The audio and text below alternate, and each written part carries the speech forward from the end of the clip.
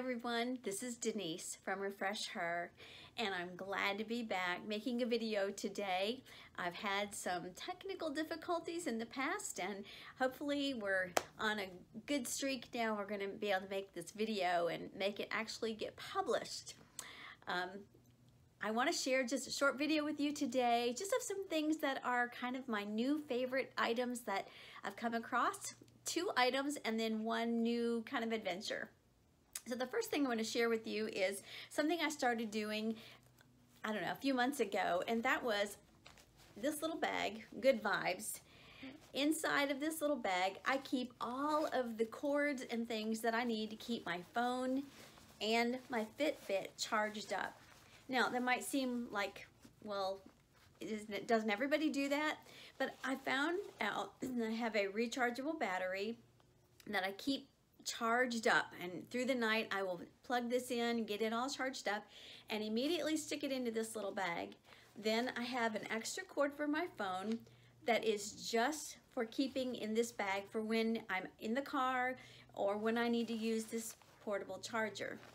The other thing I keep in here is the charger for my Fitbit, and it's easy for little things like this to get lost. At least in my world it is. So I found that as long as I keep it all right here inside this one little bag, I keep this ready to go, and as soon as it's charged up, everything's ready, I zip it up, stick it down into my purse, and if I'm out, all of a sudden my phone starts getting low, I know that I have everything I need to get my phone charged back up.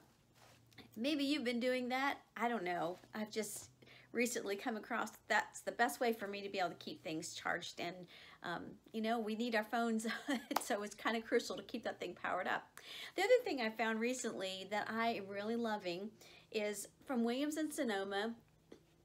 This is not just a timer, this is a 2-probe thermometer, and it has a little place on each side for one of these probes to go inside a piece of meat. You can put one in the thinner part of the meat and the other in the thicker part of the meat. Set the thermometer temperature that it needs to come to being done, and then it will beep, it will alarm you when that reaches that temperature. The other thing that's great about this, if you don't leave it in there while it's cooking, is like the other day I made a meatloaf, wasn't exactly sure if it was done or not, just stuck this inside of it to read the temperature that it came to, and found out that it was indeed, it was done. Now I've had a little, not a digital one, but just the, you know, the regular kind of thermometer with the numbers on it, and they tend to get fogged up. And I never knew exactly what the temperature was. You kind of have to guess a little bit. This makes it precise, and I love that it's a digital readout.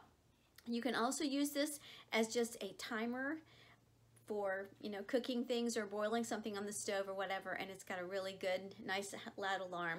Sometimes our bedrooms are upstairs, the kitchen's downstairs, so I'll bring this with me when I have something in the oven or that I need to go check on. So I really love this. This was about, I don't know, $30, $34, something like that, and then right when I bought this a couple weeks ago, they had a 20% off any little appliance like this, so I got a bit of a discount. But things like this are really worth the investment because it's gonna be useful for a long time, and it just helps you to be able to really function well in the kitchen. The other thing that I'm loving is this room that I'm sitting in. I showed this room to you last week. This is my craft / guest room. This is where I sew, this is where I do cards, this is where I do all that kind of stuff. I wrap gifts in here, and I just didn't feel like the room functioned very well. It was kind of laid out funny, and the way the furniture was, so I redid it, and even after I finished last week, I still wasn't exactly sure that it was the way it needed to be. So here's my little tip about that, is if it doesn't feel right to you, something in your room, it doesn't feel right or it's not functioning well, keep tweaking it. Just keep working at it until you get it just right, because now I feel like I have finally got it. So the last thing I needed to do was fix this wall by the bed. I'm going to turn this and see if you can see this. Whoop. right here. This was the wall in question, and I had this picture here. This bike picture was over the bed along with all of those pinwheels, and I just felt like it was too much. So I just kept working with it, tweaking it a little bit, and I finally got it to the way I like it. Then I recently just added this lamp right here, because when I'm sitting in this chair, you can see that chair right there, it was a little dark for my ability to see the book. So I found a little lamp that was just the perfect size, perfect color. It's light blue, I love it. And I'm like, yes, I finally have the room the way I feel like it's gonna function well.